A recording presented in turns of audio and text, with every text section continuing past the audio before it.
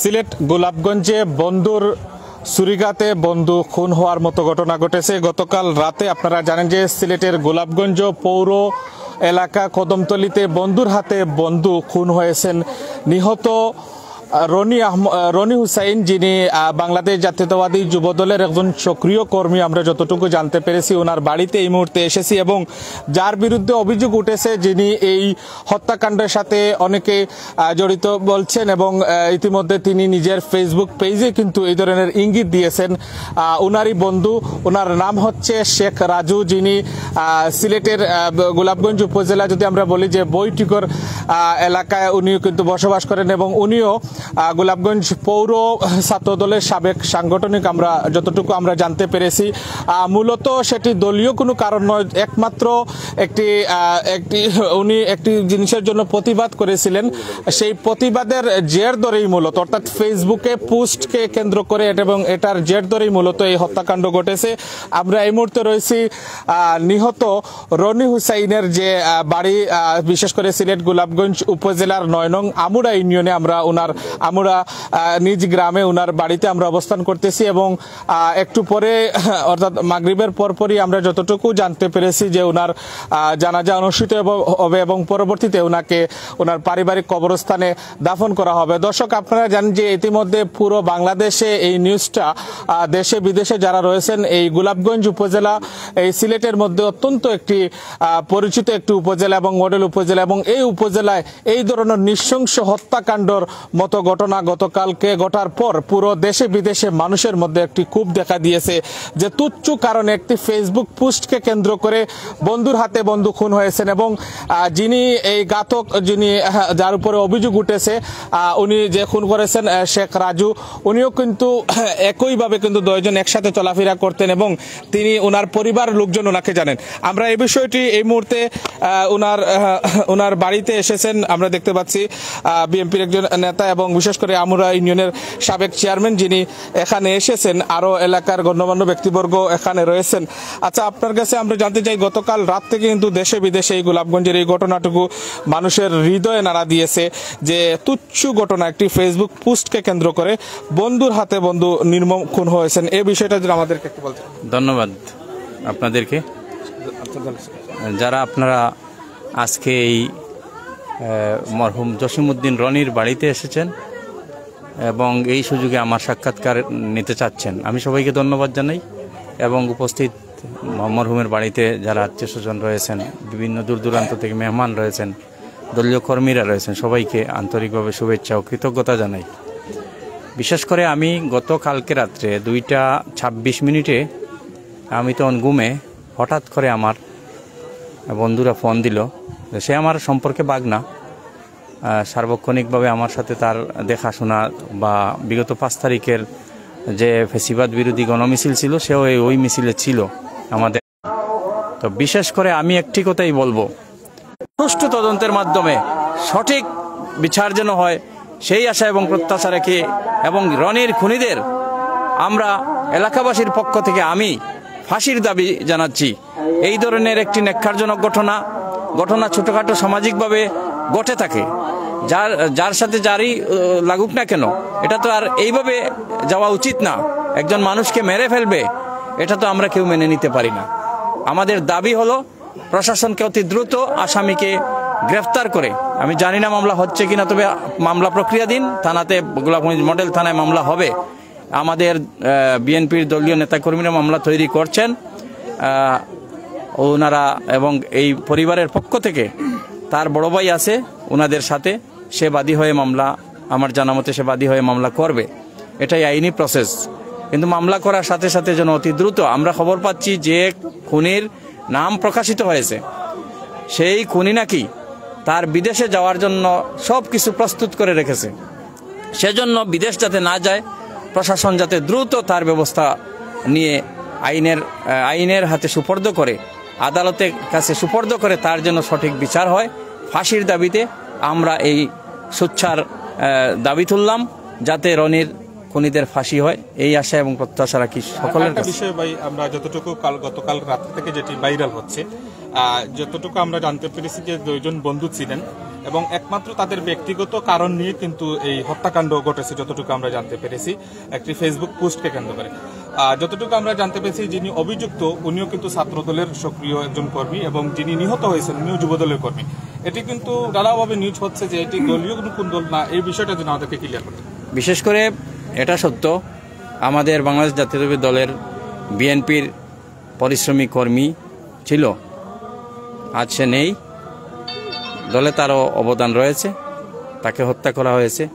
প্রেক্ষাপট কি বা কিভাবে সৃষ্টি হয়েছে বা কি নিয়ে ওই ব্যাপারে আমি বলতে পারবো না, যেহেতু এটা একটা হত্যাকাণ্ড। আমি ওই যে শোনা কথা নিয়ে আমি কথা বলি না। আমরা এবং আপনারা যারা আছি মিডিয়া ব্যক্তিত্ব, আপনারা অপেক্ষা করুন এই প্রশাসন এটিকে উদ্ঘাটন করে কি তথ্য নিয়ে আসে, আমরা তারই অপেক্ষায় আছি। কিন্তু সাময়িকভাবে আমরা দেখতে পাচ্ছি বিভিন্ন প্রেক্ষাপটে এই হত্যাকাণ্ড ঘটেছে। আমি হয়তো এর পিছনে অন্য ঘটনাও থাকতে পারে, তো স্বাভাবিকভাবে এটা আমরা বলবো না যে এই প্রেক্ষাপটেই হত্যা হয়েছে। প্রশাসন সুন্দর সুষ্ঠু ইনভেস্টিগেশন করে সঠিক তথ্যটা আমাদের কাছে যেন উপস্থাপন করে, এই আশা করি। অসংখ্য ধন্যবাদ। আমরা এই বিষয়ে এই অর্ডার মেম্বার যিনি রয়েছেন জনপ্রতিনিধি, ওনার কাছ থেকে একটু জানতে চাই আপনি কখন শুনলেন এবং জনাব নিহত সম্বন্ধে তিনি বলতে। বিসমিল্লাহির রহমানির রহিম। আসসালামু আলাইকুম ওয়া রাহমাতুল্লাহি ওয়া বারাকাতুহু।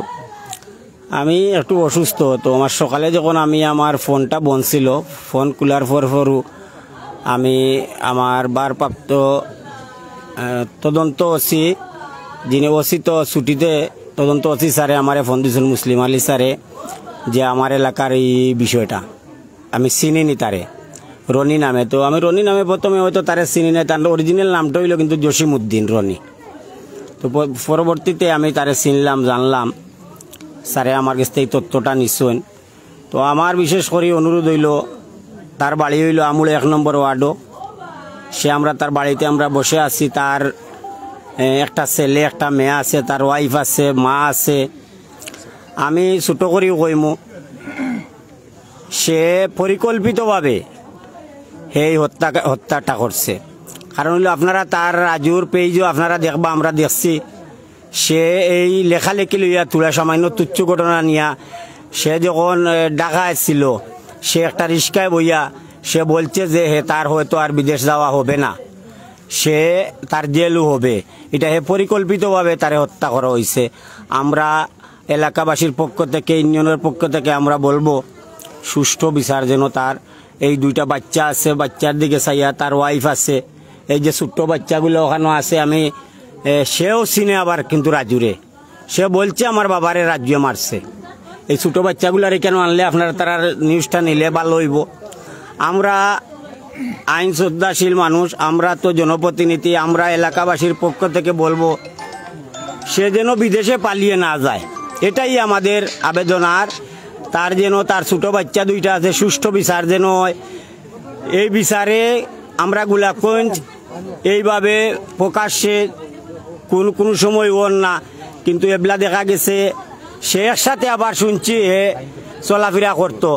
তার যেন আইনের আওতায় নেওয়ার, তারে যেভাবে মারা হয়েছে তারে ফাঁসি দেওয়া যেন হয়। আমরা এলাকাবাসীর পক্ষ থেকে এই দাবিটুকু আমরা রইল। আসসালামু আলাইকুম রহমতুল্লাহ। দাবি জানিয়েছেন। দর্শক, আমরা এই মুহূর্তে রয়েছি নিহত যুবদল কর্মী অর্থাৎ জসিমউদ্দিন রনি, ওনার নাম হচ্ছে, এবং এই মুহূর্তে দেখতে পাচ্ছেন ওনার বাড়িতে পুরো শোকতপ্ত, অর্থাৎ অনেকেই কিন্তু এই মুহূর্তে এখানে এসেছেন।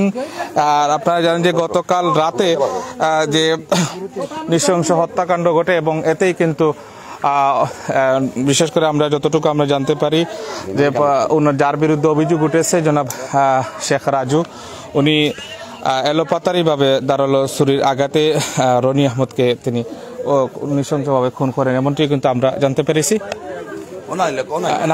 আমরা এই মুহূর্তে যিনি প্রত্যক্ষদর্শী প্রথম থেকে যিনি ছিলেন এবং গতকাল উসমানী মেডিকেলে যিনি গিয়েছেন এবং বিশেষ করে জনাব জসিমউদ্দিন রনি সাহেবকে প্রথম থেকে কিন্তু ওনাদের মুমূর্ষ অবস্থায় উদ্ধার করে ওনাকে নিয়ে গেছেন। আপনারা জানেন যে গোলাপগঞ্জের ছাত্রদল নেতা জনাব শেখ বদরুল ইসলাম।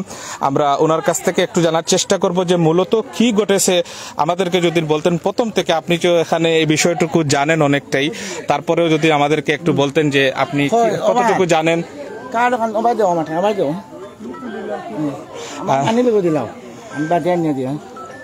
আমরা জানি যে আপনি শারীরিকভাবে তেমন একটি সুস্থ নেই, কারণ গতকাল রাত থেকে আপনি ঘুমহীন অবস্থার মধ্যে রয়েছেন। তারপরেও কি ঘটেছিল বদরুল ভাই আমাদেরকে যদি একটু বলতেন। আসসালামু আলাইকুম রহমতুল্লাহ। আসলে কথা বলার যে ভাষা খুঁজে পাচ্ছি না। রনি দীর্ঘদিন থেকে আমাদের সাথে চলাফেরা করে। গতকাল বিকাল 5টা থেকে রাতকে 11টা পর্যন্ত 11:30 পর্যন্ত আমরা লোক রনি আসিল। যখন একটা মূল ঘটনাটা আসলে আমি যে গুছাইয়া বলতাম পারতাম না। আমি আসলে মানসিকভাবে পেরেশানিতে আছি। রনি আমার খুব মায়ের এক ছোট ভাই, আর যেই কুলাঙ্গার মারছিল, এই যে কুলাঙ্গারে খুন করছে, এই কুলাঙ্গারও আমরা লোকে চলতো। রনির বন্ধু আছিল, আমরা লোকে চলতো। যে এত বড় ঘটনা করবো এগুলো আমরা কল্পনা করতে পারি না। আসলে একটা মহিলা সংক্রান্ত বিষয় লইয়া রনি মধ্যস্থ মিডিয়া ইয়া বিষয়টা আপোষ করার লাগি ঢুকছিল। রনি যে এই মিডিয়া ইয়া আপোষ আজকে মৃত্যুবরণ হইতে হইব এখান থেকে জানতো, আমরাও রনির এই বিষয়ে মাথা দিলাম না। অনেক মূল ঘটনা হইল গিয়া এই যে কুলাঙ্গার রাজু একটা বাদ মহিলা, এই মহিলা একটা বাদ কুলাঙ্গার মহিলার লইয়া বাই গেছে। এই মহিলা আরেক বেটার স্বামী আরেক সংসার ভাঙ্গিয়া তোমার রাজুর লগে বাগিয়া গেছে গে।